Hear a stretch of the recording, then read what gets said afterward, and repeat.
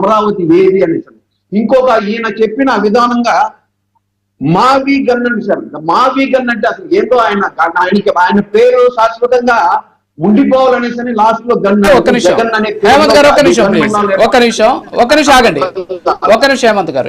పులివర్తి నాని గారు ఒక్క నిమిషం ప్లీజ్, ప్లీజ్ ఒక్క నిమిషం హేమంత్ గారు ఆగండి. పులివర్తి నాని గారు టీడీపీ ఎమ్మెల్యే వారు లైవ్ లో ఫోన్ ఇన్లో ఉన్నారు, వారితో ఒకసారి మాట్లాడుతాం. Sir good morning. ఏంటి అసలు మొత్తానికి రాజధాని అమరావతికి చట్టబద్ధత లభించింది, ఇంకా కూడా వైఎస్ఆర్ కాంగ్రెస్ పార్టీకి సంబంధించినటువంటి నాయకులు మావికర్ణ అని చెప్పేసి కొత్త పేర్లు ప్రస్తావిస్తూ ఉన్నటువంటి పరిస్థితి. ఈరోజు దేశంలో ఉన్నటువంటి అన్ని పార్టీలు ఇందుకు మద్దతు పలికితే ఒక వైఎస్ఆర్ కాంగ్రెస్ పార్టీ మాత్రం ఈ బిల్లును వ్యతిరేకించినటువంటి సిచ్యువేషన్ ఎలా చూడొచ్చంటారు? మీరు చూసుంటారండి, మన రాష్ట్రం డెవలప్మెంట్ అయ్యేదానికి గత 19 నుంచి 24 వరకు జరిగిన పరిస్థితులు చూస్తే అభివృద్ధి చెందాలంటే వైసీపీ నాయకులకు కానీ జగన్మోహన్ రెడ్డి గారికి ఇష్టం లేదండి.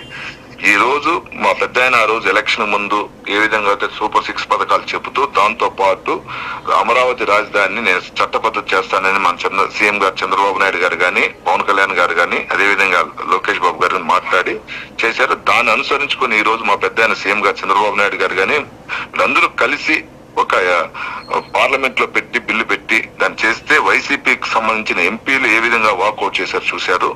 దానికి ముందు అమరావతి అసెంబ్లీలో తీర్మానం పెడితే కూడా దానికి రాకుండా ఏ విధంగా చేశారు చూశారు. దాని తర్వాత ఈ రోజు మా విగన్ అనే పేరుతో జగన్మోహన్ రెడ్డి గారు పెట్టిన ఇదంటే ఆ లాస్ట్ లో గన్ అంటే అర్థం చూసుకుని మళ్ళా అదే కల్చర్ పులివెందులకు సంబంధించిన గన్ కల్చర్ తేవాలి రాష్ట్రంలో అనే విధంగా మాట్లాడటం జరిగింది. ఇది అందరూ ప్రజలైతే దీన్ని చూసే వీళ్ళ స్వభావం మారదు అనే లెక్కనున్నారు. 11 సీట్ల నుంచి ఇంకా రిటర్న్ మళ్ళీ ఎన్ని సీట్లకు వస్తుందో ప్రజలే నిర్ణయిస్తారండి. ఇప్పుడు ఇందాక ఒకటి నేను డిబేట్ లో మాట్లాడేటప్పుడు కొన్ని డాక్యుమెంట్స్ చూపించడం జరిగింది. అమరావతి రాజధాని నిర్మాణానికి సంబంధించి ఒక స్క్వేర్ ఫీట్ నిర్మాణానికి 7,120 రూపాయలు అవుతుంది అని చెప్పేసి జీవోలతో సహా చూపించాను. ఎట్ ది సేమ్ టైం ఋషికొండకి సంబంధించి 13,000 రూపాయలకు పైచిలకు ఖర్చు 30,000 పైచిలకు ఖర్చు అవుతుంది అనేటటువంటి ఒక డాక్యుమెంట్ కూడా ప్లే చేయడం జరిగింది. అంటే అప్పట్లో ఋషికొండ నిర్మాణానికి ఇన్ని వేల రూపాయలు స్క్వేర్ ఫీట్ ఖర్చు చేసినప్పుడు మాట్లాడిన వైఎస్ఆర్ కాంగ్రెస్ పార్టీ నాయకులు ఇప్పుడు అమరావతి విషయంలో 7,000 రూపాయలకి ఖర్చు అవుతున్నటువంటి సందర్భంలో దీన్ని మాత్రం ప్రముఖంగా చెబుతూ ఉన్నటువంటి సిచ్యువేషన్ ఎలా చూడొచ్చు అంటారండి?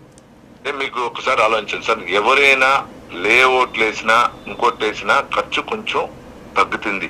కానీ ఇది అమరావతి అనేది రాబోయే 100 సంవత్సరాలకి ఏ విధంగా ఉండాలి దానికి అనుగుణంగా ఈరోజు జరుగుతాం సార్.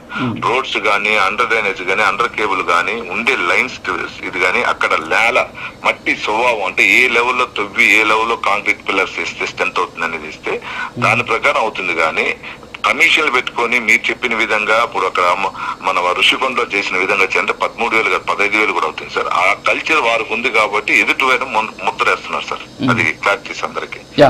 ఇంకా ఒక చూడాలంటే పోలవరం చూడండి సార్, వాళ్ళు చేయలేని పని డయాఫ్రామ్ వాళ్ళు నిన్న కంప్లీట్ అయింది. నిన్న వాళ్ళ వల్ల సుమారు 1,000 కోట్లు నష్టం పోయింది. ఒక 4 సంవత్సరాలు వెనక్కిపోయింది సార్ పోలవరం కంప్లీట్. అది కూడా నిన్న చారిత్రక ఇది సార్, నిన్న అది కూడా కంప్లీట్ అయింది.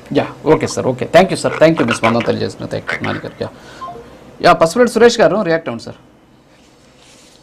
గారు మీరు ఏదైతే ఋషికొండ